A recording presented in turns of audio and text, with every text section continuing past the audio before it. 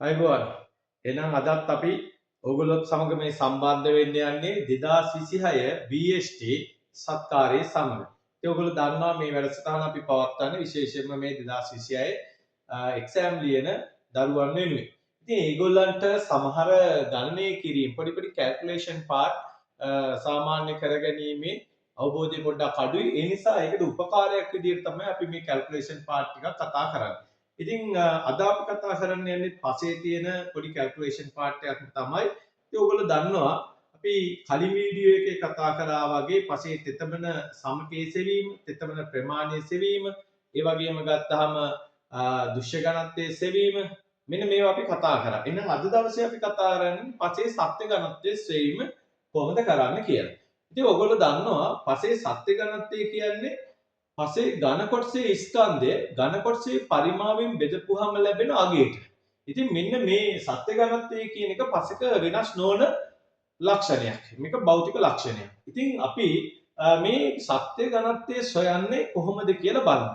ඇත්තටම අද දවසේ මම ඔයගොල්ලන්ට මේ පැහැදිලි කරලා තියෙන විශේෂයෙන්ම අපේ සිලබස් එකේ අන්තර්ගත වෙන්නේ විශිෂ්ට ගුරුත්ව කුප්පියක් භාවිතා කරමින් පසේ සත්‍ය ඝනත්වය සොයන ආකාරය. ඉතින් ඔයගොල්ලෝ දන්නවා විශිෂ්ට ගුරුත්ව කුප්පිය කියන්නේ තාමත්ම කුඩා වීදුරු වලින් නිර්මාණය කරපු මෙන්න මේ වගේ චූටි කුප්පියක්. මේ බලන්න මේ වගේ චූටි කුප්පියක් තමයි විශිෂ්ට ගුරුත්ව කුප්පිය කියලා කියන්නේ. ඉතින් මෙන්න මේ විශිෂ්ට ගුරුත්ව කුප්පිය පාවිච්චි කරලා අපි පසේ සත්‍ය ඝනත්වය හොයන්නේ කොහොමද කියලා බලමු. ඉතින් මෙන්න මේකදී ඔයගොල්ලෝ මතක තියාගන්න මෙන්න මේ විශිෂ්ට ගුරුත්ව කුප්පියේ අපි සාමාන්‍ය මේක පාවිච්චි කරන්නේ සත්‍ය ඝනත්වය හොයන්න යම් නිශ්චිත අරමුණක් ඇතිව.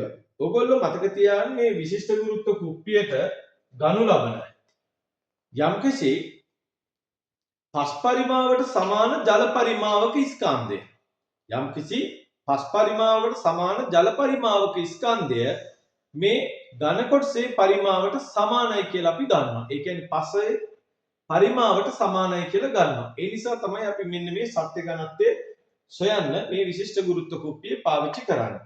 ඉතින් අපි ඕක කරන්නේ මෙන්න මේ විදිහට. ඉස්සල්ලාම ඔයගොල්ලෝ පස් ටිකක් අරගෙන මේකේ කැට තියෙනවා නම් ඒවා පොඩි කරගන්න සාමාන්‍ය කෝවකට දාලා පොඩියට අඹරා ගැනීමක් කරනවා. හැබැයි අඹරා ගැනීම කියන එක ඊටමත් මේ ගැඹුරින් අඹරන්නේ අපි ඊටම සරලවර විශාල පස් කුට්ටි ටික කඩලා දානවා. ඊට පස්සේ මේක අපි මිලිමීටර් 2ක විස්කම්භයේ සහිත පෙනේරයකින් හල්ලා ගන්නවා.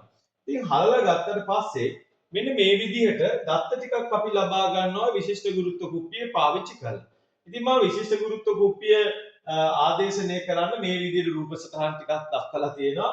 ඉතින් ඔයගොල්ලන්ට මේ පළවෙනි රූප සටහනේ නිරූපණය කරන්නේ හිස් විශිෂ්ට ගුරුත්ව කුප්පියේ බර. හිස් විශිෂ්ට ගුරුත්ව කුප්පියේ බර.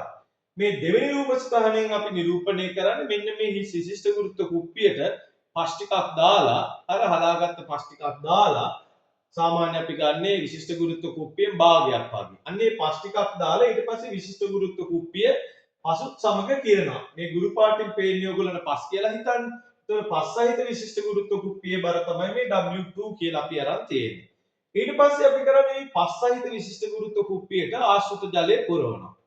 පුරවලා ඊට පස්සේ තෙත මාත්තු කරලා පොඩ්ඩක් මේක හොල්ලන්න පුළුවන් ඇතුලේ වායු බුබුලු තියෙනවා නම් අයින් වෙන. එහෙම නැත්නම් ජල තාපකයක් තියලා පොඩ්ඩක් රත් කරලා අපි නැවතත් මේකේ වටේට තියෙන ජලය ඔක්කොම තෙත මාත්තු කරලා අපි මෙන්න මේ විදිහට නැවත බර කිරා ගැනීමක් කරනවා. එතකොට එතනදී අපිට එනවා මේ පස් වලයි ජලයේ විශිෂ්ට ගුරුත්ව කුප්පියේ බරයි. අන්න ඒක අපි ගන්නවා W3 කියලා. ඊට පස්සේ මොකද කරන්නේ? ඊට පස්සේ මෙන්න මේ සම්පූර්ණම විශිෂ්ට ගුරුත්ව කුප්පියේ ඇතුළත තියෙන සියලුම ද්‍රව්‍ය අයින් කරලා මේක පිරිසිදු කරනවා. පිරිසිදු කරලා නැවත පුරවනවා මේකට ආසුත ජලයේ පමණ. ආසුත ජලයේ පමණක් පුරවලා ආයි මේක ඇබයක් උඩින් තියෙනවා මූලිය. ඒ මූලිය වහලා වටේට තියෙන ජලය ටික ඔක්කොම නැවතත් අපි ටිෂු එකකින් තෙත මාත්තු කරලා ආපහු බර කරනවා. ඒ බර කරන්නේ විශිෂ්ට ගුරුත්ව කුප්පියයි ඊට අමතරව ඒකේ පිරිච්ච ජලයේ බර. අපි ඒ දත්තේ ගන්නවා W4 කියලා.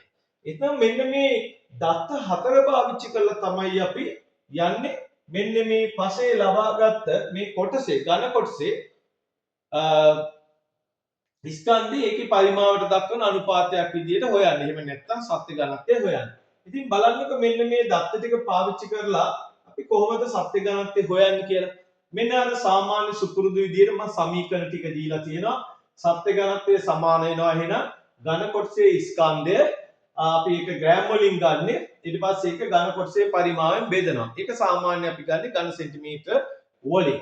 ඊට පස්සේ බලන්න ඝන කොටසේ ස්කන්ධය කොහොමද හොයාගන්නේ? දැන් ඔයගොල්ලන්ට ඝන කොටසේ ස්කන්ධය හොයාගන්න පුළුවන් මෙන්න මෙතනින්. කොහොමද හොයාගන්නේ? මෙන්න මෙතන තියෙනවා W2 කියන දත්තයක්. ඒ W2 කියන දත්තයේ කෙලින්ම පස්ස විශිෂ්ට ගුරුත්ව කුප්පියේ බර තියෙන්නේ. ඊට පස්සේ අපි මේ විශිෂ්ට ගුරුත්ව කුප්පිය සහ පස් වල බරේ විශිෂ්ට ගුරුත්ව කුප්පියේ බර අයින් කරලා දානවා. ඒක තමයි මම මෙතන දීලා තියෙන්නේ ඝන කොටසේ ස්කන්ධය මේ W2 කියන අගෙන් W1 එක අයින් කරලා දානවා. එතකොට ඉතුරු වෙන්නේ ඝන කොටසේ ස්කන්ධය. ඔන්න දැන් අපි මේ සත්‍ය ඝනත්වය හොයන සමීකරණයේ උඩ කොටස හොයාගත්තා. දැන් අපි බලමු ඝන කොටසේ පරිමාව හොයන්න. අනේ ඒක තමයි ඔයගොල්ලෝ පොඩ්ඩක් සැලකිලිමත් කරන්න ඕනේ. මම ඔයගලන්ට කිව්වා අපි විශිෂ්ට ගුරුත්ව කුප්පිය පාවිච්චි කරන්නේ මොකටද? පසේ ඝන කොටසේ පරිමාව හොයාගන්න. ඒතකොට ඝන කොටසේ පරිමාව හොයන්නේ කොහොමද? අපි පසේ ඝන කොටසේ පරිමාවට සමාන ජල පරිමාවක් ගන්නවා. ඒ ජල පරිමාව ස්කන්ධයේ කිරපුවාම ඒ ස්කන්ධයේ අගේ කෙලින්ම ඝන පරිමාවට සමාන වෙනවා. මම මේක සමීකරණය මේ විදිහට පෙන්නලා තියෙනවා. පසේ ඝන කොටසේ පරිමාව සමාන වෙනවා ඝන කොටසේ පරිමාවට සමාන ජල පරිමාවක ස්කන්ධය කියලා. එහෙනම් දැන් අපි කොහොමද මෙන්න මේ ඝන කොටසේ පරිමාව හොයාගෙන යන්නේ? අර ඝන කොටසේ පරිමාවට සමාන ජල පරිමාවක ස්කන්ධය මෙන්නේ. දැන් ඕගොල්ලන්ට පේනවා විශේෂයෙන්ම මේකේ මෙන්න මේ W4 කියන දත්තෙන් W1 එක අඩු කරලා තියෙනවා. බලන්න මෙන්න මෙතන තියෙන දත්තෙන් මේ W1 එක අයින් කරලා. දැන් ඉන්නේ ඕගොල්ලන්ට මෙන්න මේ ජල කොටසේ පරිමාව පමණයි. දැන් එහෙනම් අපි ඊළඟට ආයෙ අඩු කරලා තියෙනවා ඒ දත්තේ W3 එකකින් W2. බලන්න W3 එකෙන් W2 කියන්නේ මෙන්න මේ දත්තේ මේ දත්තේ. එතකොට මෙන්න මේ බෝතලයයි මෙන්න මේ ගුරු පාටින් පේන පස් කොටසයි අයින් කරලා තියෙනවා මේ W3 කියන දත්තේ. දැන් ඉතුරු වෙන්නේ මොකද්ද? මෙන්න මේ නිල් පාට කොටස. දැන් මේ නිල් පාට කොටස කියන්නේ ජල කොටස. ජල පරිමාව. දැන් අපිට ඉතුරු වෙලා තියෙන දත්ත දෙක තමයි මේ සම්පූර්ණ නිල් පාට මුළු ජල පරිමාවයි මෙන්න මේ අර්ධයක් වශයෙන් තියෙන ජල පරිමාව. එතකොට දැන් මේ පළවෙනි කොටස විදියට තියෙන්නේ මෙන්න මේ W4 එකෙන් W1 එක අඩු කරපුවාම මේ සම්පූර්ණ ජල පරිමාව. W3 එකෙන් W2 එක අඩු කරපුවාම මෙන්න මේ අඩු ජල පරිමාව. එහෙනම් මේ සම්පූර්ණ ජල පරිමාවයෙන් මෙන්න මේ අඩු ජල පරිමාව අඩු කරොත් ඕගොල්ලන්ට එන්නේ මේ පස් පරිමාවට සමාන ජල පරිමාවක ස්කන්ධය. එහෙනම් ඒක කෙලින්ම අපි ඝන කොටසේ පරිමාව විදියට සලකනවා. එහෙනම් අපිට මෙන්න මේ සමීකරණය ලැබෙන්නේ ඇත්තටම ඝන කොටසේ පරිමාව. හැබැයි ඉතින් පොඩි ප්‍රශ්නයක් තියෙනවා. අපි මේවා ස්කන්ධයන් වශයෙන් තමයි මිනුම් කරලා තියෙන්නේ. එතකොට ස්කන්ධයන් වශයෙන් මිනුම් කරලා අපිට ඝන මේ පරිමාවක් බවට පරිවර්තනය කරන්න බෑ. ඒ නිසා අපි මෙන්න මේ සමීකරණයේදී ඒකක සුළු කිරීමක් සඳහා මොකද කරන්නේ? ඒකක සුළු කිරීමක් සඳහා අපි මෙන්න මේ වගේ වැඩක් කරලා තියෙනවා.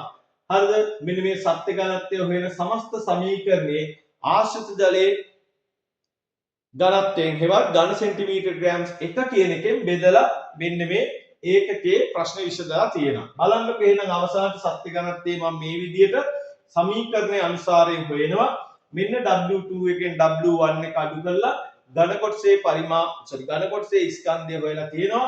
ඊට පස්සේ W4 එකෙන් W1 එක අඩු කරලා නැවත එන උත්තරේ W3 එකෙන් W2 අඩු කරලා එන අගෙන් අඩු කරලා තියෙනවා. ඒ කියන්නේ ඝන කොටසේ පරිමාව අවසානෙට ඒකක සුළු කරන්න ඕන හින්දා ඝන සෙන්ටිමීටර් ග්‍රෑම්ස් 1 කියන මෙන්න මේ ඒකකයෙන් බෙදලා තියෙනවා. එතකොට ඕගොල්ලන්ට පේනවා මේ ග්‍රෑම්ට මේ ග්‍රෑම් සුළු වුණාම උඩ තියෙනවා ග්‍රෑම් එකක් අවසානට යට ඉතුරු වෙනවා ඝන සෙන්ටිමීටර යට කියන එක.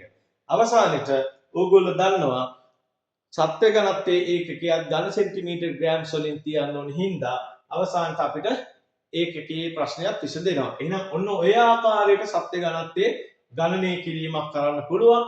ඉතින් එහෙනම් ඊළඟ දවසේ මෙන්න මේ අගයන් වලට සත්‍ය වශයෙන්ම ලබා ගන්න අගයන් හද ස්කන්ධයන් ආදේශ කළා මේකට උදාහරණයක් විදිහට කැල්කියුලේෂන් එක කරන්නේ කොහොමද කියලා අපි හෙට බලමු. right එහෙනම් අදට ආයිබෝවන්.